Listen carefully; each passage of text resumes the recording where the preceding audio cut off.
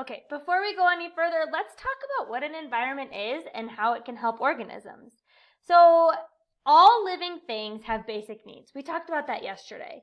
All living things, all organisms need food, water, shelter, climate, and oxygen. Whew, almost forgot it.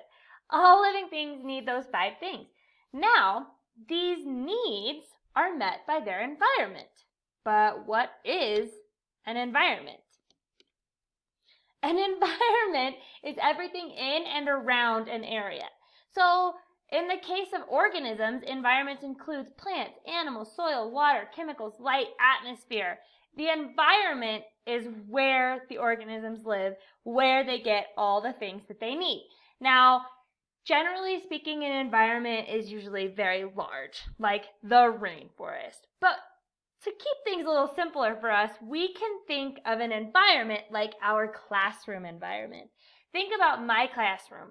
In my classroom, we have an environment in there, and it kind of, you know exactly where to get your water, you know where the clean air is coming from the filter and the windows, you know where your snacks are, you know kind of the feel of the classroom, you know where things are, you know where you should be and where you shouldn't be.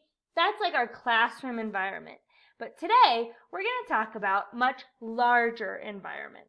Okay, environments that many different types of organisms can all live and work with together. Okay, so answer the question below about what an environment is, and then we're going to get started on this fun activity.